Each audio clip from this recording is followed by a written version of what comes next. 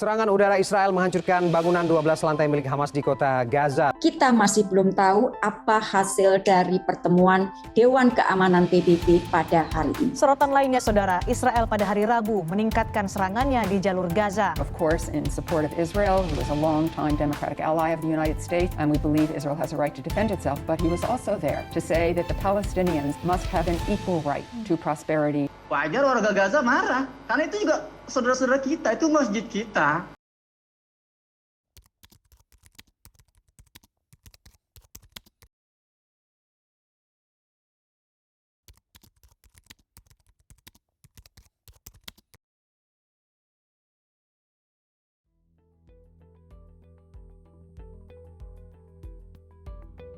Nama saya Gilang Al-Ghifari Lukman, umur saya 24 tahun. Saya adalah seorang mahasiswa magister di program Studi Timur Tengah Modern di Universitas Oxford.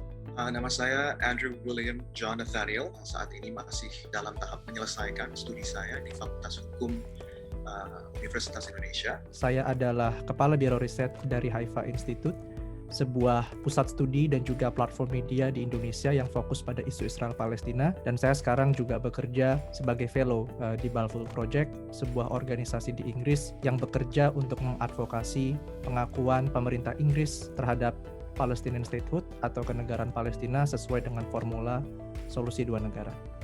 Saya adalah Regional Coordinator untuk Students for Liberty, organisasi pro kebebasan berbasis mahasiswa terbesar di dunia. Di sini saya sebagai seorang individu dan bukan merepresentasikan official position dari Students for Liberty, karena Students for Liberty tidak memiliki official position dalam isu Israel atau Palestina, kecuali hal-hal yang secara langsung terkena dampak terhadap individual members dalam SFL. Ini adalah sebuah bentuk penindasan, ini adalah sebuah bentuk praktek apartheid, sebuah dominasi satu kelompok pada kelompok yang lain, yang dimana pengejawantahan di lapangan itu ada beraneka ragam, ada pengusiran paksa, ada pelarangan hak dari satu kelompok terhadap kelompok yang lain, dan kalau semisal kita gunakan istilah yang agak teknis ya, saya akan gunakan istilah settler colonialism. Ada yang bilang ini adalah isu penjajahan, ada yang bilang ini adalah isu teror, tapi dari perspektif saya ini adalah isu humanitarian, permasalahan humaniter yang harus diposisikan sebagai utama dan primer dalam menyelesaikan konflik yang terjadi. Walaupun ada unsur ya teror, ada unsur ya okupansi.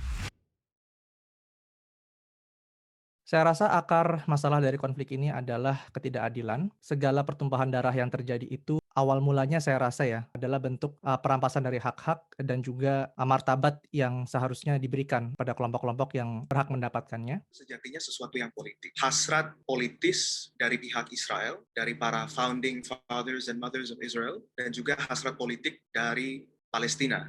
Pemahaman bahwa kedua belah pihak itu memiliki tanggung jawab yang sama dalam penyelesaian permasalahan ini keliru. Saya rasa satu pihak yang lebih kuat, yang mendapatkan dukungan yang sebegitu besar dan tanpa syarat dari kekuatan-kekuatan besar di dunia, itu memiliki tanggung jawab yang lebih dari penyelesaian permasalahan yang sudah menahun, bahkan sudah mendekade beberapa waktu ke belakang. Namun yang harus dilihat adalah hasrat politik tersebut dalam Palestina didorong dengan adanya beberapa segelintir tokoh pemerintahan atau yang ingin memerintah, sedangkan di Israel ada hasrat politik yang sangat global dan bukan hanya politik semata orang-orang yang telah tinggal atau menempati hunian di mandat Palestina pada saat itu.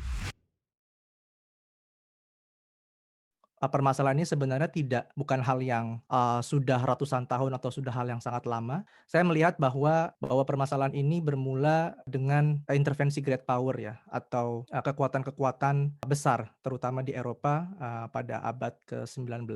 Tentunya ada beberapa faktor dan stakeholder dalam keberlangsungan isu antara Israel dan Palestina. Pada satu sisi ada para pemimpin dari kedua belah pihak, Palestina dan Israel, yang telah berseteru lama sekali dari sejarah awal-awalnya, dari David Ben-Gurion, dari Yitzhak Rabin, dari Yasser Arafat, Mahmoud Abbas. Jadi ada perseteruan di level atas, tapi juga ada bentrok di bawah antara masyarakat. Walaupun mungkin motivasinya bisa berbeda, yang bisa menjadi tentang sengketa tanah yang kita lihat beberapa bulan lalu di Sheikh Jarrah atau seperti orang Israel mengenalnya sebagai Shimon Hatzidik. Saya melihat bahwa munculnya gerakan Zionisme politik itu bagi saya belum bisa dikatakan sebagai awal dari permasalahan ini, karena pada masa itu memang gerakan Zionisme politik itu tidak memiliki kekuatan yang signifikan untuk merealisasikan tujuannya. Sebetapa idealis pun, sebetapa radikal pun, sebetapa terencana pun aspirasi mereka, saya melihat bahwa tanpa ada intervensi asing, intervensi great power, realisasi rencana tersebut sulit untuk saya lihat bagaimana itu dapat terjadi. Kalau kita ke next step selanjutnya, yaitu siapa yang bertanggung jawab atas penyelesaiannya, para great powers yang sama itu juga memiliki tanggung jawab yang besar. Ada juga faktor-faktor internasional seperti pihak-pihak negara-negara Arab yang mungkin terkadang memanaskan situasi daripada membantu peace process. Dan ada juga tekanan atau bujukan dari United Nations yang terkadang lebih memperparah dan memperdalam argumentasi daripada menyelesaikan apa yang sudah ada.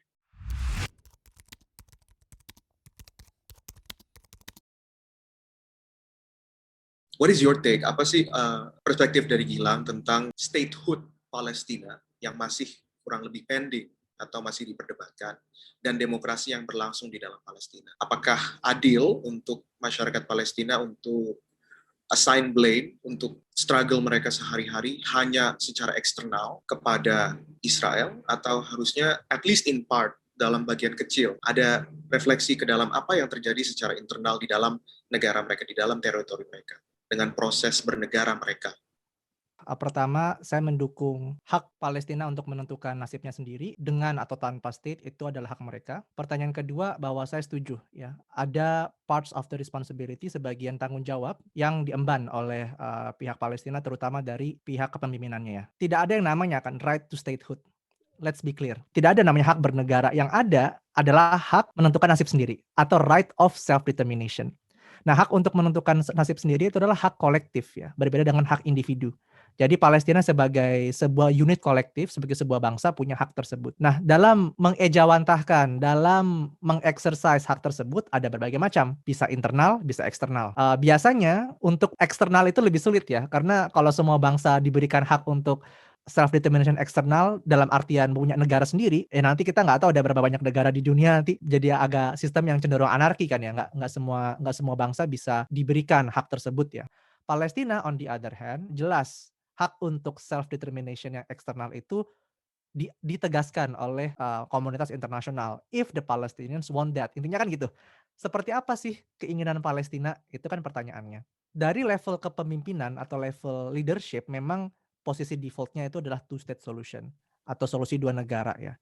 Di mana Palestina nanti akan berdiri, dan ini adalah sebuah bentuk kompromi sejarah ya, bahwa sebelumnya terjadi penolakan, namun setelah ada perubahan strategi yang gradual, akhirnya pun diterima Palestina pada batas-batas tepi barat dan Gaza. Namun saya akan mempertanyakan seberapa populer sih sebenarnya solusi ini ya di level grassroots ya. Karena untuk hak untuk kebebasan kebebasan menentukan nasib sendiri untuk bisa bermakna ya tentu harus diadakan ya minimal referendum misalkan kita tanyakan. Masalahnya referendum itu belum terjadi, dan salah satu alasannya memang ada restriksi yang cukup serius dari Israel dalam bentuk upaya-upaya untuk referendum dalam bentuk apapun, karena idealnya memang nanti juga dilibatkan orang-orang Palestina. Itu kan ada 3 segmen ya. Jadi kita jangan lupa bahwa orang Palestina itu bukan hanya yang di tepi barat dan Gaza, tapi juga orang bangsa Palestina yang tinggal di Israel sekarang, yang menjadi warga negara kelas 2 di Israel, dan juga sekian juta orang yang berada di kamp-kamp pengungsian ya. Mereka juga sebenarnya punya hak kolektif yang sama, dan itu seringkali kita lupakan. Kalau kita lihat aja deh polls ya, policy polls tahun 2020 oleh Palestinian Center for Policy and Survey Research, memang dukungan terhadap two-state solution itu kurang dari setengah ya. Jadi nggak nyampe setengah, hanya 30%. Tapi setidaknya solusi dua negara ini paling besar dibanding solusi-solusi lainnya. Jadi ternyata kita seakan berada dalam semacam kerangkeng paradigma gitu. Semua seakan-akan kita harus default yang kita ada di piring kita tuh hanya two-state solution, karena memang itu yang di media ya itu terus. Di PBB juga seperti itu. Sehingga saya rasa sangat penting bagi referendum ini untuk dibuat agar kita bisa benar-benar tahu apa yang Palestina inginkan. Sejarawan Palestina yang saya sangat hormati yang bernama Rashid Khalidi. Rashid Khalidi ini kalibernya luar biasa ya di dunia akademik, kontribusi sangat banyak, dan dia sering dituduh oleh lobi-lobi Zionis sebagai radikal, sangat anti-Israel. Pokoknya kalau dari sisi Palestina dia udah komitmennya nggak diragukan lah. Tapi bahkan beliau pun yang sangat pro-Palestina dan sangat anti-Israel sekali, itu mengakui bahwa memang ada permasalahan dari sisi internal Palestina itu sendiri yang kita jangan tutup-tutupi gitu. Kalau kita mau maju ke depan ya ini juga harus kita bahas. Saya sangat menginginkan adanya pergantian generasi kepemimpinan di Palestina ya. Mahmud Abbas has been there for too long. Aku rasa ini bukan opini saya sebagai pengamat luar gitu ya. Ini adalah suara orang Palestina yang banyak gitu, bahwa perlu ada pemilu yang adil, perlu ada pergantian kepemimpinan, perlu ada perspektif baru. Buat kamu adil nggak sih kita menaruh standar akuntabilitas yang sama pada Israel dan Palestina ya?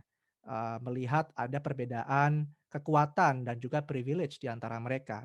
Standar akuntabilitasnya tapi dalam segi apa ya? Dalam segi militer ya? Ya multidimensional sih, tapi aku rasa yang paling jelas terlihat memang militer ya sepertinya. Sebenarnya tidak bisa dipungkiri bahwa Palestina memiliki hak untuk self-defense yang terlekat dengan self-determination. Tapi jika self-determination itu dilakukan dengan self-defense yang tidak melakukan jalurnya dengan jalur proper, yang kadang-kadang love-hate relationship antara Palestinian Authority dengan Hamas. Ya mereka agak-agak teror, ya mereka mengganggu, tapi at the same time mereka juga melawan common enemy kami. It's not gonna be good. Sekarang kita sudah ada di zaman modern warfare ya. Tapi non-aggression principle itu, prinsip non-agresi pun tidak melarang adanya self-defense. Dan dengan ada teknologi yang sekarang sudah maju, dengan adanya data bahwa oh iya ada 900 sampai 1.200 masyarakat Palestina yang masuk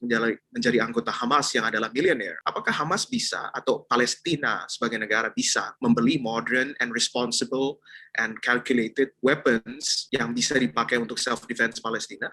Bisa. Dan kalau misalnya Palestina mau memajukan hak mereka untuk self-determination, tentunya harus ada responsible warfare dari pihak Palestina juga. Dengan adanya modern technology yang mereka bisa, sanggup untuk afford kok. Kalau misalnya kita ukur dari kapabilitas modern warfare-nya, akuntabilitas di sisi Israel sudah jelas. Bagaimana mereka mengukur target, bagaimana mereka decide strike or not strike, bagaimana mereka melihat, oh ada civilian casualty, ada anak kecil. Itu bisa terukur, walaupun di dalam kejadian perang selalu akan ada civilian casualty ya.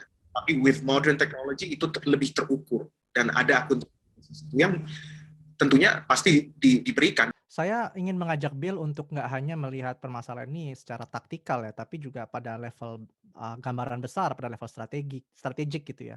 At every stage and at every level itu Israel tuh punya superiority. Saya ingin mengajak juga agar melihat bahwa terorisme itu tidak hanya dilakukan oleh non-state actors. There has been an increasing discourse tentang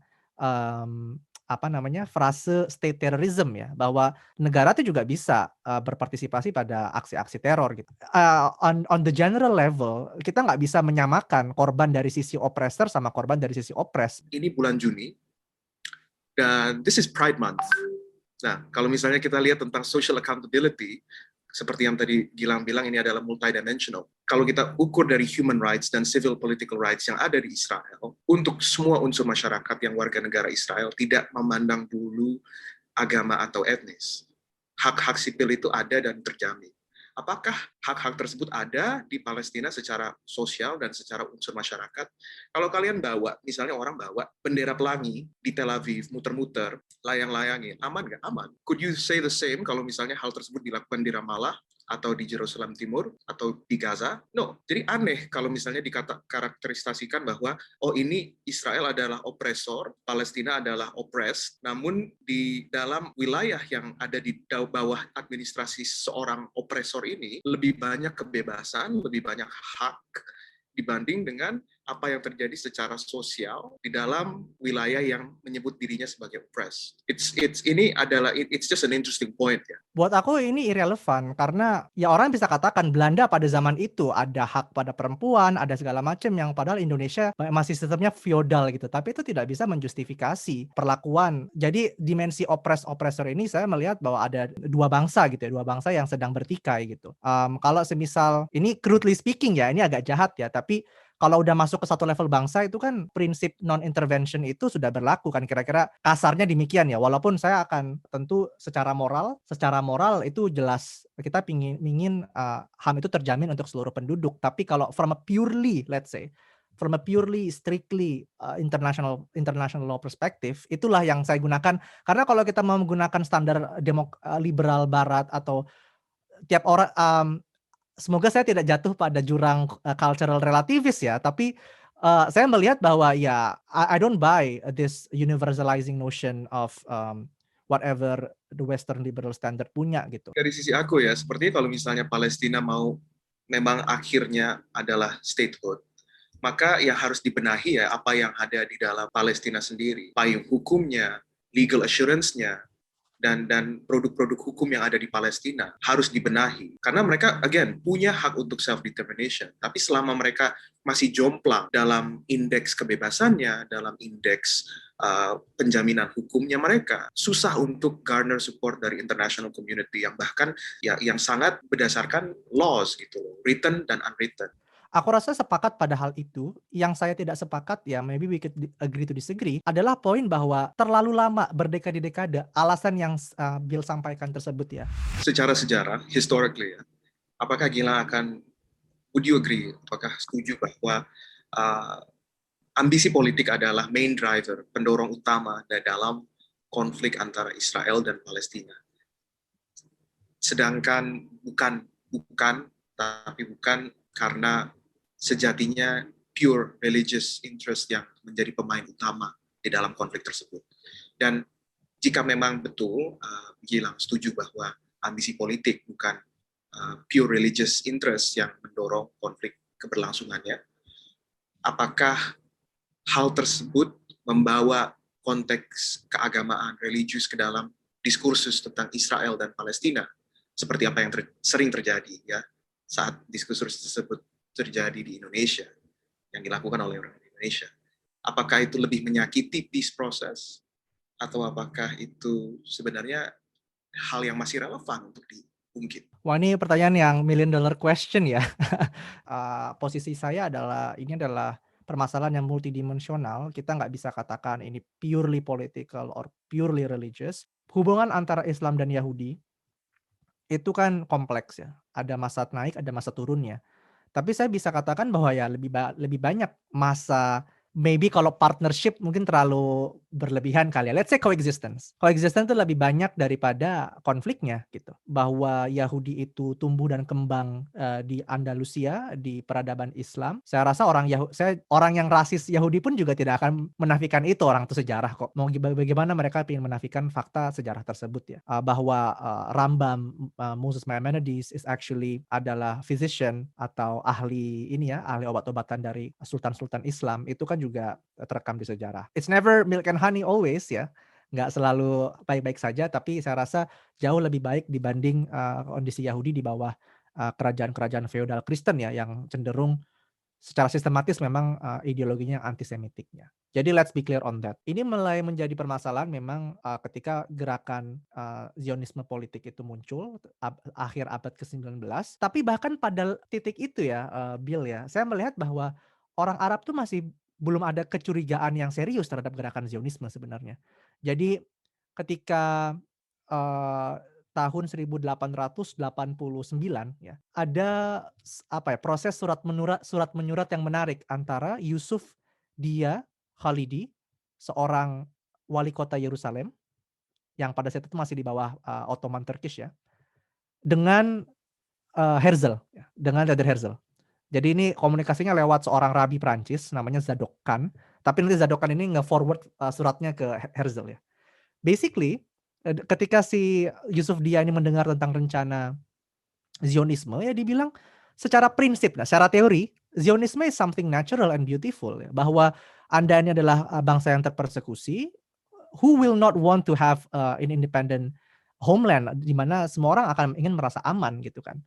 Tetapi whatever the merits of Zionism gitu kan, whatever the theoretical superiority that you conceptualize, pada level praktek tidak dapat dipungkiri bahwa akan ada kekerasan di situ.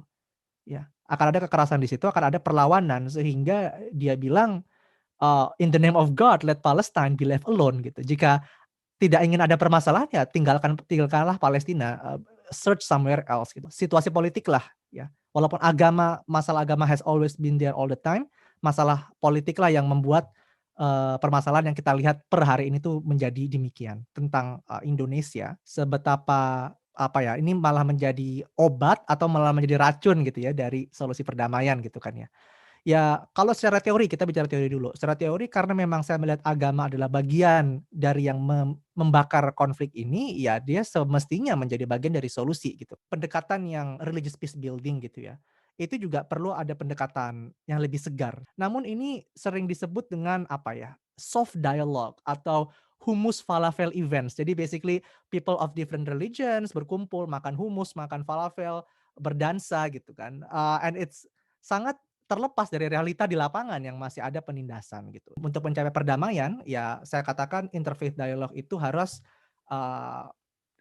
politik gitu. Kita sering mengatakan, oh jangan politisasi agama. I say the opposite. Justru malah interfaith dialogue itu harus disambungkan dengan upaya-upaya politik menurut saya. Sebaiknya kubu yang non-agamis atau kubu yang sekuler, let's say ya, for the lack of a better term, itu jangan mengexceptionalize religious violence and religious fundamentalism.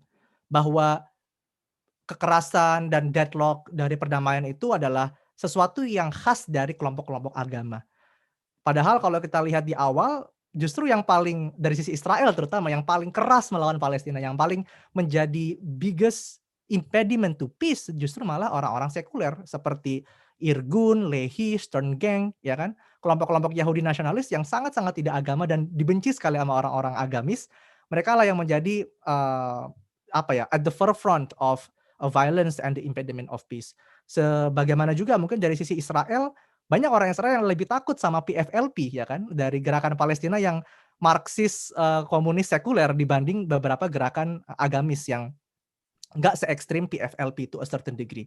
Buat Bill, melihat posisi Hamas, ideologi, prinsip-prinsip yang dia sebagaimana kita lihat hari ini, ada nggak sih harapan buat Bill agar Hamas ini menjadi bagian dari solusi? Atau justru malah Bill merasa ini udah a lost cause, jadi alih-alih digabungkan dan malah menambah masalah, sebaiknya ya sudah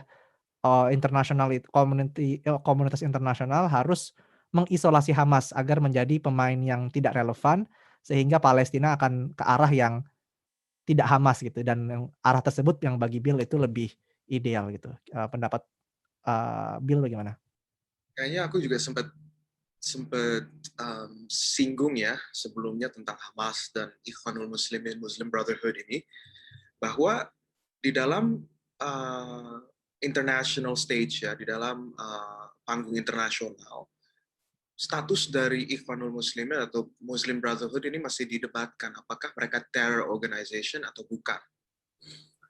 Karena lagi-lagi mereka sangat nasionalis, satu, anti komunis, dua, konservatif agamawi, tiga. Tapi ada memang unsur-unsur dan branches dari Muslim Brotherhood yang membenarkan penggunaan kekerasan. Yang menjadi perdebatan kan mereka organisasi bukan pemerintah, mereka bukan negara, mereka ini paramiliter. Kok bisa mereka membenarkan penggunaan kekerasan dalam mencapai sebuah goal yang adalah sebenarnya untuk melindungi atau bahkan establishing suatu negara yang kuat. Jika dilakukan oleh negara, sebenarnya lebih organisasi-organisasi internasional lebih friendly, which is weird juga dan patut dikritik, seperti apa yang dikerjakan di Myanmar ya. Myanmar militernya uprising, menggulingkan Aung San Suu Kyi dan civilian government. ASEAN ngapain? Diam. International organization ngapain? Yang kemarin ngebully Aung San Suu Kyi sampai ditarik ke ICC ngapain? Diam. Kenapa? Karena dilakukan oleh militer yang dianggap masih authority yang sah. Ini aneh banget. Tapi kalau misalnya sekarang Hamas ya, kita lihat ada pergerakan integrasi Hamas yang akan lebih lama lebih masuk ke dalam parlemen. Sekarang sudah ada, kalau tidak salah, 72 kursi di parlemen Palestina memiliki anggota Hamas ya. Itu sudah majority. Dan Mahmud Abbas, partai Fatahnya sudah bukan mayoritas lagi. Jadi Hamas is a political reality yang kita harus bahas. Karena mereka sudah memegang kekuasaan sekarang. Produk hukum yang ada di Palestina, bagaimana rule of law berjalan di Palestina, itu akan berdasarkan apa yang Hamas lakukan. Jadi tidak masuk akal kalau misalnya Hamas kita keluarkan, kita kucilkan. Dan mereka juga sudah menangkap mainstream dari political view orang-orang Palestina. Peace process ini ribet. Kalau hanya bilateral antara Israel dan Palestina, kalau memang nanti realitanya adalah Hamas berpegang kekuasaan di Palestina dan Naftali Bennett memegang kekuasaan di Israel, akan lebih konfrontasional daripada apa yang sekarang status quo Benjamin Netanyahu dan Mahmud Abbas, yang sudah kenalan lama, karena mereka sudah memegang kekuasaan berdua lama. Jadi dinamika politiknya ke depan kita tidak bisa kalkulasikan. But mengukur dari ideologi, it might get worse. Tapi apakah ada harapan ya dari apa yang dilakukan oleh Muslim Brotherhood secara sejarah di tempat-tempat lain? Apakah mereka capable untuk enter into peace talks? Bisa. Tapi ya akan sensitif lah. It's a very sensitive issue, dan akan lebih sensitif lagi kalau ada pemain pihak ketiga, misalnya Amerika Serikat masuk atau negara-negara lain masuk. Jadi choice of moderatornya, kalau misalnya akan ada tripartite negotiations, nanti itu juga harus pemilihannya harus careful, karena nggak mungkin Amerika Serikat, tidak mungkin Turki juga, Saudi Arabia juga, I don't think so. Jadi siapa yang bisa? Ini masih banyak open lah, uncertainty di masa depan gitu. Aku boleh coba bantu seimbangkan nggak paradigmanya nih?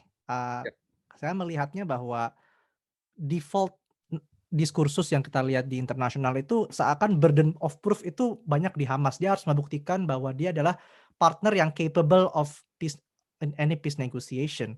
Tapi kok saya tidak melihat ya ekspektasi yang sama atau tekanan yang sama bagi Israel untuk membuktikan juga bahwa dia adalah reliable peace partner gitu.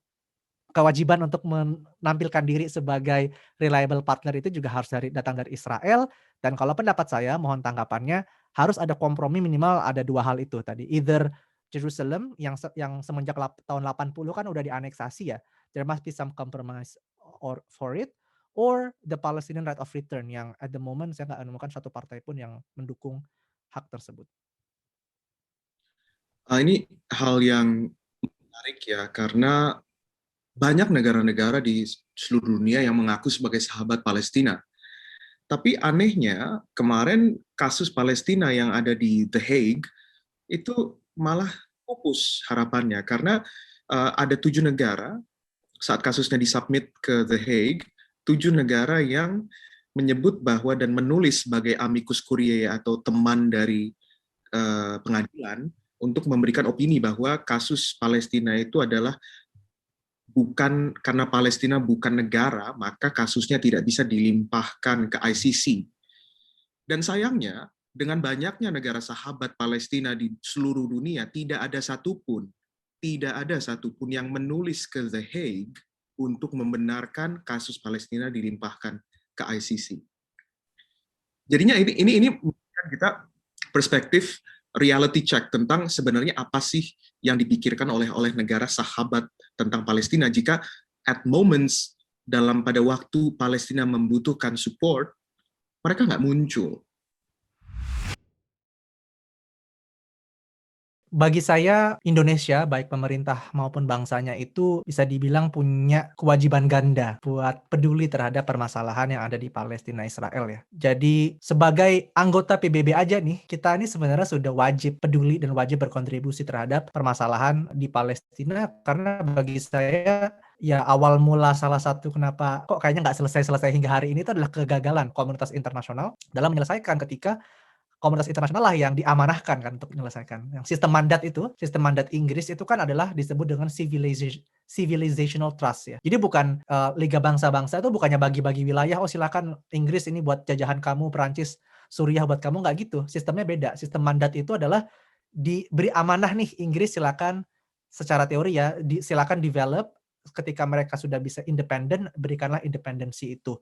Tapi ya kita tahu ya pada prakteknya Inggris gagal dalam melaksanakan itu karena memang kepentingan-kepentingan politiknya. Terus ketika dikembalikan ke PBB, dibikin partition plan-nya juga nggak selesai gitu. Akhirnya hingga sekarang masalahnya itu. Jadi sebatas Indonesia sebagai anggota PBB dia harus peduli, itu satu. Apalagi identitas Indonesia yang cukup khas ya, bahwa bagi saya kita punya hutang sejarah bagi Palestina. I could go at great length on that, tapi saya rasa sih ini sudah menjadi common knowledge ya tentang hutang sejarah terhadap Palestina dan bangsa Arab secara umum dalam proses diplomasi Indonesia ya, ketika kita ini benar-benar digambarkan Belanda sebagai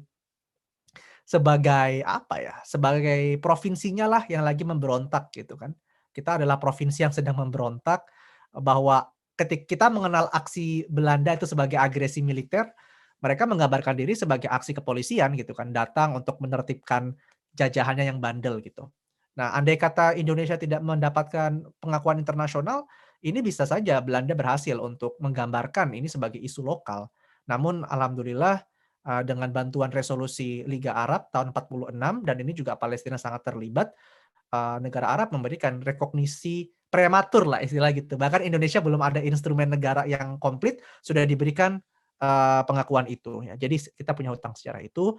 Yang kedua, kita secara demografis nggak bisa dipungkiri, kita adalah negara mayoritas Muslim, walaupun kita bukan negara Islam dalam secara konstitusi, tapi ya hanya natural saja secara sosiologis dan demografis pasti akan ada sentimen moral yang lebih itu, karena kita punya tadi ya Muslim yang sangat banyak, mayoritas Muslim. Dan yang terakhir adalah kita sebagai negara Pancasila, I feel secara ideologis agak sulit bagi saya untuk tidak peduli bagi isu Palestina ya, bahwa sudah banyak sekali bangsa yang berhasil mengexercise self determination, hak untuk menentukan nasib sendiri. Namun Palestina adalah salah satu bangsa yang belum bisa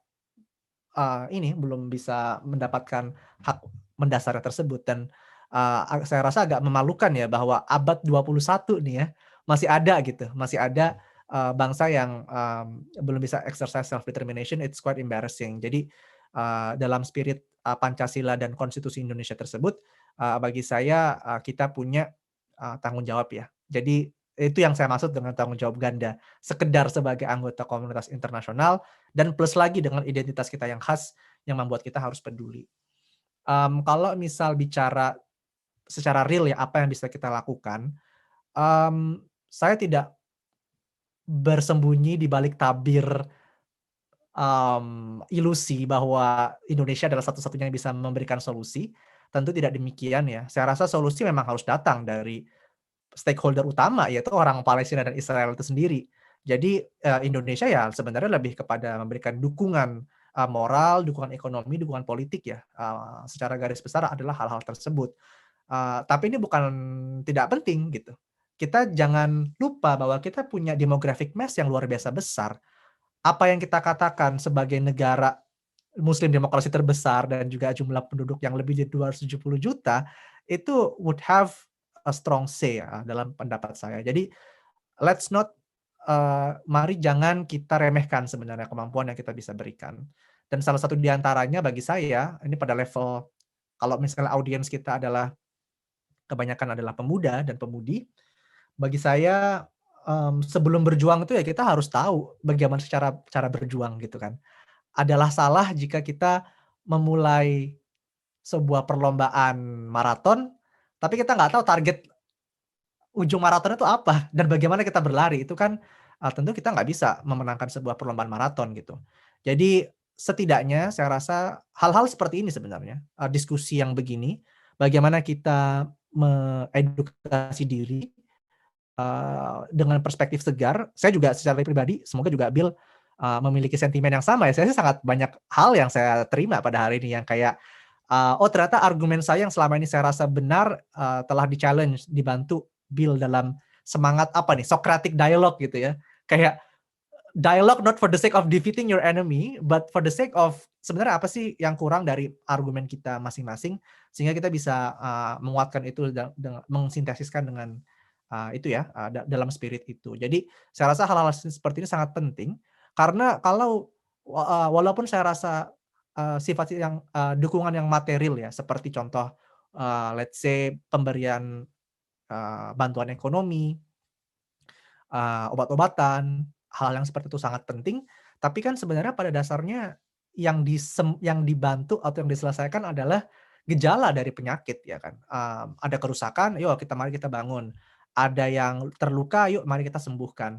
Tapi kalau semisal akar dari permasalahan itu kita nggak tahu identifikasi masalah utamanya itu apa, dan itu tidak kita tackle, ya selamanya akan terus muncul gejala-gejala dari penyakitnya. Dan bagi saya, para audiens bisa tidak setuju dengan saya, tapi bagi saya akar masalahnya adalah ketidakadilan yang belum diselesaikan gitu. Dan walaupun tadi sudah saya sebut di segmen-segmen sebelumnya bahwa tidak ada malaikat kan ya, pihak manapun itu tentu ada oknum-oknum dan juga tidak ada pihak yang malaikat gitu. Tapi saya rasa ini seterang benderang siang hari bahwa ada pihak yang tertindas, bangsa yang tertindas yaitu Palestina, dan pihak yang menindas yaitu bangsa Israel, yang saya rasa punya tanggung jawab yang sangat besar karena dengan kekuatan dan privilege yang luar biasa untuk menyelesaikan, memiliki inisiatif terdepan gitulah dalam melakukan kompromi, dalam melakukan upaya-upaya untuk menuju perdamaian. Jadi pada level itu saya rasa orang-orang Indonesia bisa berkontribusi ya. Mungkin terdengar sepele kayak apa sih dalam mendengar webinar seperti ini yang kontribusi kita gitu kan. Tapi ya aku rasa ini adalah perjuangan jangka panjang. Jadi jangan sampai kita fokus pada hal yang kita ingin sesuatu yang tangible ya kan. Tapi itu sifatnya short term gitu dan kita nggak tahu strategi yang benar itu seperti apa. Jadi while not kind of like neglecting yang short term aspek yang perlu kita bantu seperti bantuan humaniter dan sebagainya, hal-hal seperti ini yang long term education bagi saya luar biasa penting, terutama buat segmen pemuda-pemudi di Indonesia. Apa yang bangsa Indonesia dan Indonesia sebagai negara bisa lakukan dalam konflik Palestina dan Israel? Tentunya kita melihat dari our points of merit ya. Indonesia dalam negara berpopulasi Muslim terbanyak di dunia. Kita memiliki capital yang besar untuk mendukung pergerakan perjuangan. Dan juga kita ingat konteks dari alinea pertama Undang-Undang Dasar kami untuk membantu pergerakan kebebasan di seluruh dunia. Ini hal yang mulia. Tapi hal yang dilakukan oleh Indonesia selama ini memang dari segi pemerintah ya, memang foreign policy kita itu katanya politik bebas aktif, namun selalu mengambil jalur yang selalu unik, ya, unik sekali. Seperti apa yang kemarin kami lakukan di dalam voting resolusi di General Assembly United Nations tentang genocide, ya, unik sekali. Dan apa yang kita lakukan itu mungkin kurang dikomunikasikan antara apa yang dimaksud oleh para foreign policy maker kami dan apa yang diinginkan oleh masyarakat Indonesia untuk membantu. Pesan saya sangat simple. Untuk masyarakat Indonesia membantu tidak perlu menunggu untuk peran dari pemerintah. Masyarakat bisa membantu dengan sendirinya kok. Dan memang sejatinya dalam pergerakan kebebasan dan libertarianism, filantropi dan gerakan kemanusiaan memang hal-hal yang cornerstone dari memajukan kesejahteraan sesama manusia dari segi ekonomi, dari segi kesehatan dan tentunya pendidikan. Jadi agar masyarakat Indonesia bisa aktif dan partisipatif dalam pergerakan pembangunan peace, perdamaian antara Israel dan Palestina, harus ada pendidikan meluas kepada masyarakat yang belajar tentang apa yang sebenarnya sedang terjadi, siapa saja yang terlibat, dan sebenarnya apa yang masyarakat Palestina inginkan dan butuhkan, supaya pertalian kesahabatan kita akan bertumbuh, dan bukan hanya interpretasi kita terhadap seseorang yang di nan jauh sana yang kita tidak kenal berdasarkan asumsi kita ya. Dari segi pemerintahan, jika Indonesia betul memegang prinsip politik bebas aktif dalam foreign policy kita, kebijakan luar negeri, maka jika kita juga mendukung two-state solution dan recognize two states, pemerintah harus memberikan rekognisi yang sama terhadap Israel yang kita berikan kepada Palestina. Karena kalau misalnya kami mendukung two-state solution, tapi hanya satu yang di-recognize sebagai state, satu lagi apa? Kita mau memegang peran sebagai moderator juga tidak bisa. Karena di mata kita menjadi moderator antara satu state, satu lagi, what is it? Jadi ini hal yang sangat sensitif ya, karena di G20 sendiri 11 negara mendukung dan mengakui Israel, dan 9 negara termasuk Indonesia hanya mengakui Palestina. Indonesia bisa melakukan terobosan. Foreign policy kita selalu unik, selalu beda sendiri. Let's be different again. Sekali lagi, let's be unique gitu loh. Ayo beda dari yang lain. Recognize both states. Jadi negara G20 pertama yang mengakui kedua Israel dan Palestina. Capitalize dengan adanya populasi Muslim terbesar di dunia. Bangun relasi dengan negara-negara Arab. Bangun kepemimpinan di dalam OIC. Kalau memang kita peduli, dan kalau memang kita memiliki hasrat untuk membantu dan menghidupi dan mengharumkan alinea pertama Undang-Undang Dasar 1945, let's do it. Bisa.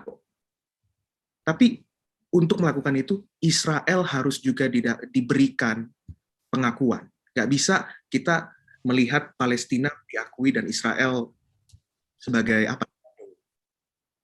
Karena tanpa ada pengakuan mutual itu, Indonesia terikat. Kita nggak bisa ngapa-ngapain selain hanya sekali-sekalinya karena masyarakat peduli. Pejabat-pejabat juga terpaksa pakai atribut-atribut selendang Palestina dan bikin kitabisa.com, bisa bikin kampanye ini itu. And we're not doing anything real. Jadi politiknya harus lebih praktis, bukan retorik. Itu sih harapan saya ya untuk pemerintah Indonesia. Karena memang Palestina berhak untuk self-determination, berhak untuk dibantu. For once, ayo menjadi teman sejati Palestina. Kalau Palestina dibawa lagi ke ICC, ayo beda sendiri, bawa bantuan, jadi amicus curiae untuk ICC, tulis ke ICC. Kita selalu beda sendiri, why not be different again? Let's do it. Itu. Kalau saya ya, mendukung normalisasi itu menjadi pilihan strategik. Karena apa? Semua negara di dunia ini driven by economics. Ya. Kalau misalnya kita tidak mempunyai keterkaitan ekonomi apapun dengan suatu negara, mereka juga nggak akan punya kepentingan untuk mendengarkan kita. Ya kan? China saat ini dianggap sebagai suatu threat terhadap Eropa, terhadap Asia Pasifik, terhadap Amerika Serikat. Tapi setiap kali China melakukan pelanggaran atau menyinggung sesuatu, responsnya apa? Calm down. Let it go. Negotiate. Kenapa? Karena ada economic cost.